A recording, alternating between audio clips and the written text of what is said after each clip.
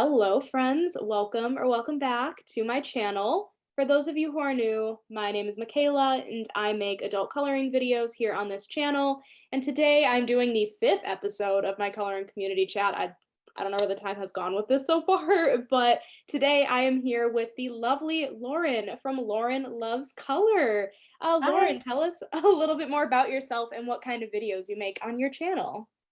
Sure. My name is Lauren. I have a YouTube channel called Lauren Loves Color, and I make adult coloring videos. So I've been doing that now for, I guess, about a year. Wow, time goes by so fast.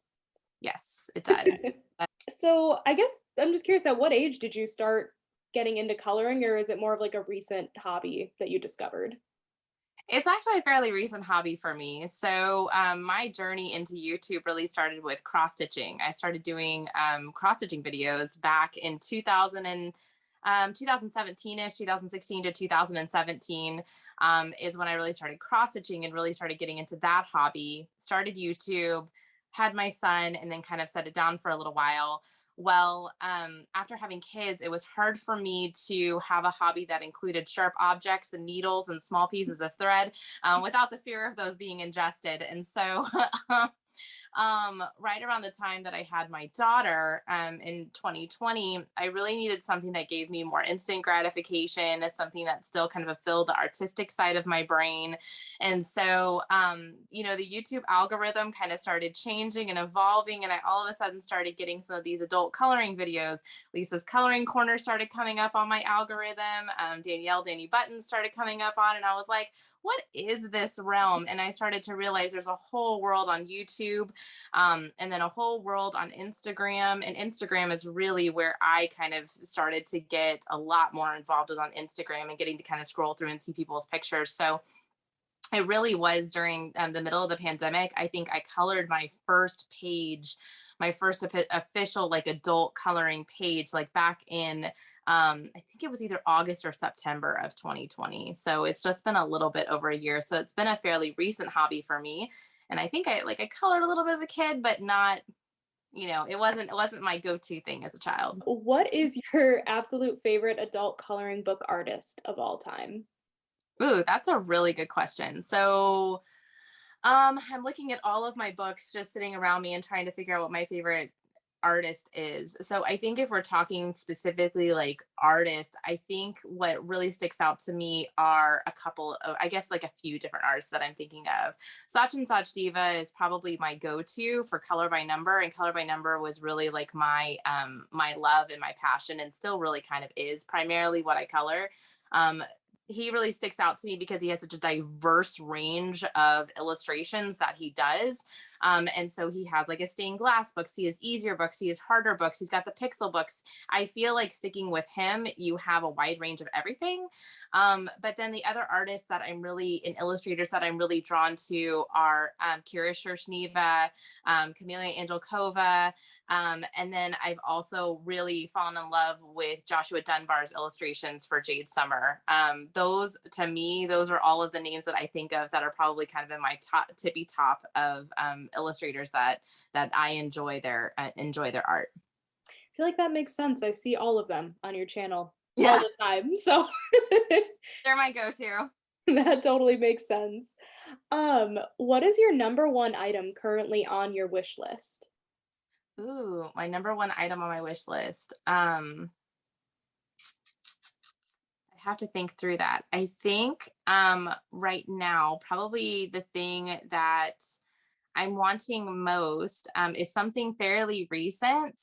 You'll see it on my finished pages for this month, but I started to dabble in watercolor a bit more. I dabbled in it a little bit when I first started in adult coloring, and then I have kind of rekindled a love for it fairly recently. I have some of the Prima art watercolors on my wish list right now, that I'm kind of slowly collecting. They're a little bit pricey for each kind of set, but I think that's probably my number one item right now. Ooh, I love that. I guess speaking of mediums, what is your favorite medium to color with? Alcohol markers, by far and away, they are my go-to. I love the smoothness of them. I love how they look almost just like when you're completely, the picture was printed that way. And they do take a little bit of a learning curve. I remember I was very frustrated with alcohol markers when I started with them. I wasn't sure why mine always appeared so streaky. They didn't look exactly like how I saw other people, on YouTube color with them. But I absolutely love them. I absolutely love the feel of them. And when I realized that alcohol markers don't have to smell like Sharpies, which is what my frame of reference was for alcohol markers for forever, that sold me on it. And that is my absolute number one go-to. I have tons and tons of alcohol markers, and that is what I grab for all the time. If you had to pick a favorite brand of alcohol markers, what would it be? I think for me it would be Cali Arts. They're probably my favorite, very closely followed by the Tau Tree, the skinny alcohol markers. Cali Arts, I have just gotten used to their range of colors. And when I first got them, I got a set of Cali Arts and a set of Ohuhus like right at the same time. And for whatever reason, I constantly was going back to the Cali Arts. And I just liked their range. The 100 set is what I started with when I first got alcohol markers. And it's what I absolutely love. I now have the brush tip since then. I've gotten multiple sets of them. The Tau trees also have a beautiful range of colors. And I even emailed the company and asked them, like, are you going to come out with like the bigger standard markers? And they said no. That was like probably 6 months ago. But those are the two that I go to. Then it's kind of Ohuhus. I also have Copic markers as well, which are beautiful but unbelievably expensive. And so Cali Arts, those that's my go-to. If they ever stop selling Cali Arts, I'd be in trouble. Speaking of the Tau trees, I just bought them a couple weeks ago, and I did not realize they had such a good pastel range in them. They do. I love that pastel range. Me They have too. a beautiful set of pastels. And yeah, I don't think a lot of people know or realize that. And so, especially too, as I started to kind of get outside of my comfort zone, and I've attempted pretty unsuccessfully at blending some of my alcohol markers and stuff, that pastel range really helps you with some of the lighter colors. And so maybe, if you don't own the Ohuhu set of pastel markers or things like that, I think the Tau trees have a beautiful line. They have a beautiful line of skin tone colors in there too. And so I think that sometimes people don't realize how nice of a set they are. I get asked all the time, like what alcohol markers to buy or what to start with. And the Cali Art 100 set and the Tau Tree 120, those are what I recommend every time. I would agree with that. Let's see. What inspired you to create content on YouTube to begin with? Great question again. I had to think about that. It was kind of funny because I remember very vividly going through this thought process in my mind about YouTube. And I had done YouTube before. I had done content, with cross stitching, and I only did 2 videos a month. I showed my haul for the month, and then I showed kind of like my projects that I was working on. And originally with YouTube, it was kind of I really kind of started getting started on Instagram, and I was like, I'm just going to kind of post the pictures that I completed. And I also started posting flip through videos, and that was really how videoing kind of started. And so I said, well, I was getting some of these new books, and one thing that I thought was really missing in the coloring community at the time, now it's not, now it's everywhere, was flip through videos, especially on Instagram. I didn't feel like I saw anybody do it. I didn't feel like I saw a lot on there. And so I started doing flip through videos there. And then slowly it kind of started to catch on a little bit. And I decided, well, what if I just post those flip through videos to YouTube? And I just share flip through so that people could kind of see, especially in color by number. There wasn't a lot of color by number content, and that was what I really loved. And so I decided, well, maybe I can help fill this gap. And if it's something that I would be interested in watching, maybe somebody else would be interested in watching it as well. And so jumping back into YouTube wasn't as big of a change for me, because it kind of felt like I was just kind of getting back to my roots, and I felt like it was a really good way to start connecting with the community. And so I talked to other people who were on YouTube and things as well, and on ColorTube, and creating content and videos, and they were very encouraging and very wonderful. And so I kind of started slow and then just really took off really quickly, and I've been doing it for a year now. It's a lot of fun. I think what really like drives your channel really is the flip through videos. Like I do a lot of flip through videos, and I get various hits and results on them and things like that. But it's always encouraging for people to be like, oh, I really wanted to know what that book was like.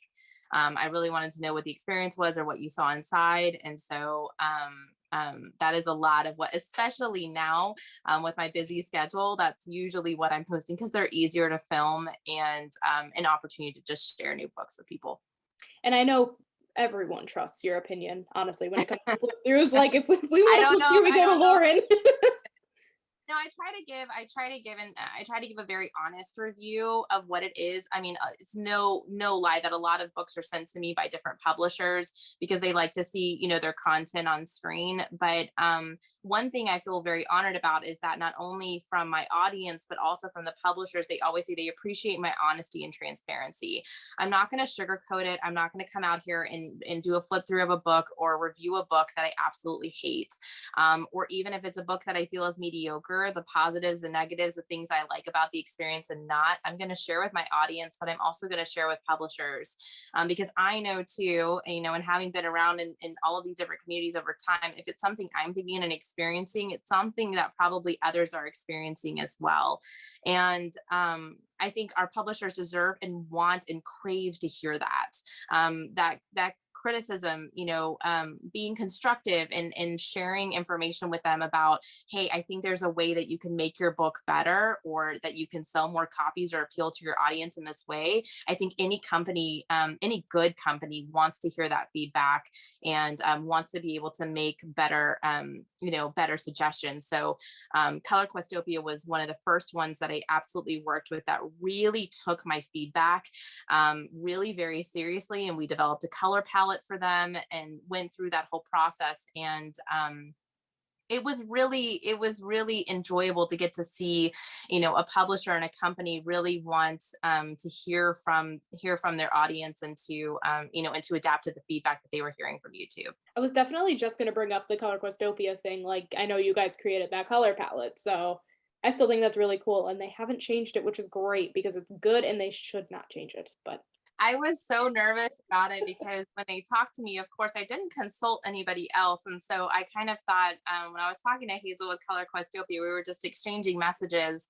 And it was just a simple suggestion about, hey, I think, the 50 colors is a little bit overwhelming. You might want to, kind of narrow it down. And she just asked me, she was like, well, what colors do you think we should choose? And I said, well, I'll send you an idea. And so I sent her some ideas and she's just like, I think we're going to go with this and we're going to do this. And she was sending me colors and what do we want to do with this? And so we were, it took a period of several weeks for us to kind of finalize it and kind of get it down to where I felt it was comfortable. But one thing that I don't think some of these publishers and illustrators realize too is that they're focused on the book and on the image and trying to make sure that that's really appealing to the audience, which is great. But what I told her too is you can easily turn somebody off for a color by number book if the range is outside of what a standard marker set looks like. So it was really kind of, teaching and collaborating with them and saying, as a colorist, we're really too, it's very frustrating sometimes when you're on color by number and you don't have the matches for the markers in standard sets that are accessible to most people. So I told her in a 50 set of markers, we should be able to find the colors that match your color palette, so that somebody who doesn't have a large marker set can still have a same and enjoyable experience. As well as things like inclusivity, like changing, not identifying a skin tone, really allowing the consumer to identify what skin tone, they feel like meets the picture was really important to Color Questopia. And so it felt like an amazing collaboration with an extremely open-minded publisher who has been very invested really in the community and was such a cool opportunity to get to collaborate in the fact that she trusted, my opinion to help, kind of create this. And then to continue to see that they use that palette and to see the positive feedback from people about it. That was really cool. That was a really, really cool moment for me. and that is why I love Color Questopia, because all of it. They're amazing. They're an amazing company. They're very open to feedback. I think they've taken almost, all of the suggestions that they get. I just saw them out on Facebook recently asking for ideas for different books, and you'll see those books come out. Like they really, really do listen to their audience, and I think that's why they're successful. I think that's why people buy their books. Agreed. Very much so. I guess kind of going along the same lines, why do you enjoy creating content on YouTube and Instagram? I guess it kind of is very similar, but No, it's for me, I think it's enjoyable to connect with other people that enjoy the same hobby. So it's really neat to, and for me, I've always felt like if I can help somebody in any way, that brings me joy. So some of the content that people have asked me about, that I posted videos on recently were how I color certain things, how I shade, how I use certain, tools or, inks for backgrounds and different things like that. And it means a lot to me when people say, well, thank you for teaching me this technique, or thank you for showing me how you did something, or introducing me to something, or helping to explain a book or how to do something that I didn't know how to do before. That brings me joy, knowing that I'm able to connect with people. Even some people I've had lots of random comments about my voice and about that my voice is particularly soothing at times. I feel like I'm a fairly boring person to listen to, but the fact that people just find it relaxing, like that it contributes to their stress relief, that is what I thoroughly enjoy. And honestly, that's what keeps me motivated to post content. I love that. And I could actually see that being a thing, your voice being soothing, because it kind of is very relaxing. I feel like I'm more of like when I'm talking, sometimes I'll just like laugh really loud and like things like that. No, like you stay like calm the whole time. I'm like all over the place all the time. So I could totally see that being a thing. So this video is being posted a week from when we're filming this on Friday, November 19th, and it's going to be posted next Saturday. So Thanksgiving has already passed, but let's talk about Thanksgiving a little bit. What is your favorite Thanksgiving tradition? Favorite Thanksgiving tradition. I don't think we have like a huge tradition in my family. We get together, we have a meal. I'm a horrible cook, so I don't cook. My parents usually cook. They live close by. And so but I think always one of the things that I just remember from being a kid and that I still kind of experience as an adult was every Thanksgiving, when my parents would cook, is we always turn on the Thanksgiving Day parade, and we watched that as a family, and then we would watch the dog show together. And so we always did that every Thanksgiving, and it was just always a time of, fellowship and just, meeting with friends and family. And to me, family is extremely important. Most of my family lives in the Houston area, and so we always get together. So being able to sit down, have a good lunch, and enjoy each other's company, and just spend the day together is what I absolutely love the most. Thanksgiving is by far my favorite holiday. That sounds really nice. What's your all-time favorite Thanksgiving food? Ooh, Thanksgiving food. Okay, so for me, it sounds really odd or weird, but I really like stuffing, not cornbread stuffing, but like stovetop stuffing, like out of a box, just add water kind of stuffing. I don't know why, but there is something about that. But I'm like a carbohydrates girl, which is also my other problem. But I really love stuffing. So that's probably one of my favorite things. And then my mom also makes a really good vegetable casserole.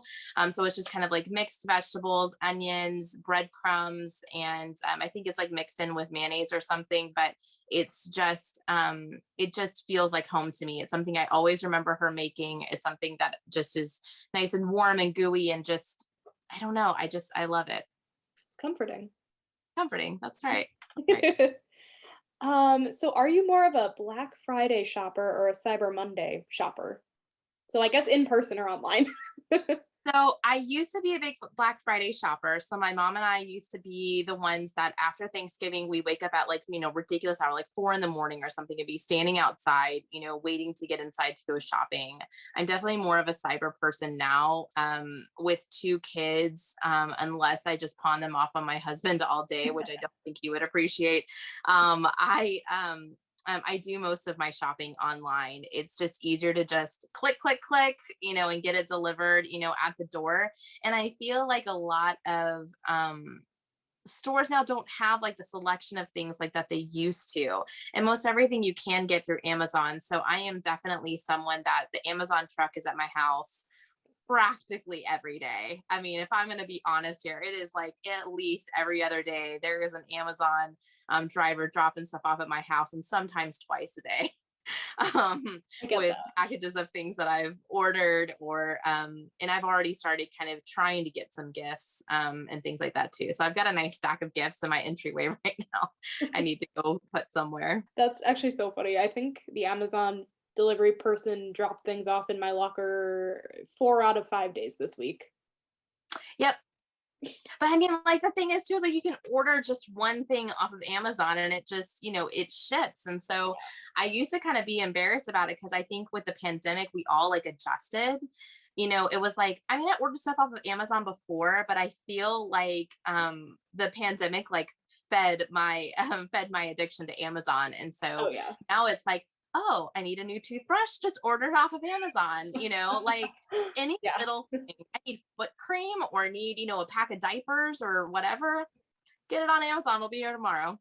Why go to Target when you could just get it on Amazon? You can get it on Amazon. That's right. Exactly. What are some other hobbies you have besides adult coloring? I think the biggest thing for me, I had hobbies. I don't know that I have a lot of hobbies other than adult coloring right now due to just time and family and work. Cross stitching was huge for me. I mean, it was a huge part of my life. I would be, instead of coloring like I do like until crazy times at night, I would be cross stitching, just constantly sitting on the couch and cross stitching a lot. So I really enjoyed that, but it really is legitimately cross stitching is color by number with thread. It is exactly what it is. You have a pattern, exactly, you're just stitching squares and stitching little X's in fabric, and you just follow the color pattern. So it's really color by number with fabric and thread. And then I tried my hand at crochet. I love the concept of crochet, but there's a component of your tension kind of impacting the outcome of the product. And I'm just always too tense. And so my stitches would end up really small. And I didn't like that I wasn't consistent with it. But the biggest component of a hobby that I had before was music. I was a flute player in high school and into college. I almost chose it for my profession. I was very close to going to Juilliard. I really, really loved music, and music's always been a really big part of my life. I don't even know how to play the flute much anymore. I can remember a lot of things, but music was a really, really big part of my life. Wow, I learned something new today. I did not know that. Yeah. You like board games, right? Just a little bit. I have some up here, but I have a lot downstairs. Yeah, just a little bit. What's your all-time favorite board game? My favorite board game, probably, I have two that come to mind, kind of an oldie but a classic, is Ticket to Ride. It's a strategy game about kind of building trains across the map of the United States or whatever map you want. There's a lot of different maps, a lot of different diversity. I love strategy games that are an hour or less. I have no attention pretty much to anything over an hour. But I love Ticket to Ride. And then I really love Mysterium, which is a game that's almost like Clue, but reinvented. I really like cooperative games, cooperative strategy games. So things that you win or lose as a team. So like I'm big into escape rooms, and all of that kind of stuff too. Like I'm a highly strategic person. In my mind, I'm very heavily left brained, which is why coloring, I think, just kind of tickles a little bit of that right brain for me. But yeah, those are two of my all-time favorites. Oh, I've played Ticket to Ride before, but never heard of the other one before. So It's yeah, a good one. Danielle and I both like that. We share a lot in common. We have a lot of board game discussions all the time. I love that. So I guess to end off, just a couple random questions. What is your favorite quote slash saying of all time? My favorite quote. Um, be the change you wish to see in the world is the big one that I always quote. And I think it actually was attributed to the Dalai Lama, but I don't think he actually said it. It actually was a misrepresentation of a quote that he used, but it is one that I heavily believe in. I always believe that you have to be a part of the change, that there's a lot of things we wish for, a lot of things we hope for, a lot of things we wish would change, or, whatever. But I'm a big advocate for, you have to be that change. You have to create your vision and bring it to life. And so accountability and, really kind of owning, your vision is a big component of how I lead my life. I love that. And then I guess the last question is if you could give one piece of advice for to someone looking to start an adult coloring channel, what would it be? I think just do it. I think kind of we talked a little bit before we started filming this video, and one of the biggest things for me was that there was content that I didn't see being filmed. I was missing flip throughs of color by number books. I wasn't seeing some of the content, and I really decided to film what I enjoyed, and just decided to start doing it. And I think so many people put so much pressure on themselves to be like a bigger channel, or to adapt to be like this person. What's going to get me the most views? What's going to get me the most subscribers? And really ultimately it is about just being your genuine self and film the things you enjoy to film. Don't force yourself to film a haul if you don't like hauls, or don't or feel like it's too much pressure to buy stuff. Don't film color and chats if you feel like color and chats you're not a chatty Cathy, or it's hard for you to tell a story or whatever. Film the things that you like to film. And people will subscribe because they will enjoy getting to know you. And if they can see that you're enjoying filming and that you're enjoying the content that you make, then they will come. But ultimately, don't also join YouTube to make money. And I think people have a perception that, well, once I reach my 1,000 subscribers, I'm going to get these checks just rolling in from YouTube, and live this cush life. And I am here to tell you that I am not quitting my job, and YouTube will not ever be taking over my salary anytime soon. And it doesn't even cover the cost of the amount of money that I spend in this hobby. And so, but it is a nice incentive to have just a few dollars back for, for the time that you're spending editing videos and putting things in. But, I think sometimes people too, they expect that instant reward, or that you're going to make a lot of money, and don't do it for that. Really just do it for yourself. Just have fun. Just have fun with it. I would agree with that. I think that's great advice, and I don't have anything to add to that. But thank you guys so much for watching. Lauren, do you have anything else you want to add before we end? Well, I just want to thank you, Michaela. I think I've been watching this series, and it's I'm a little bit like shocked, like that you asked me to talk to you. But any opportunity to talk to you and to talk to everybody is great. I know you are really close to your 1,000 subscribers as well, so congratulations. Thank I you. really enjoyed watching your videos, and you're definitely a go-to for me. As soon as like, oh, Michaela uploaded a video, I gotta go check it out. Aw. So yeah, so I really enjoyed it. And it's really cool getting to like see people's faces and getting to know, some people behind the videos and stuff too. So this is a really cool idea. Oh, thank you. I really appreciate that. You're And welcome. thank you guys so much for watching. I will leave Lauren's Mhm. channel linked down below, obviously. I don't know why I wouldn't. And thank you guys for watching. If you enjoyed this video, make sure to give it a thumbs up, hit that subscribe button down below, and I will catch you guys in my next video. Bye, guys. Bye.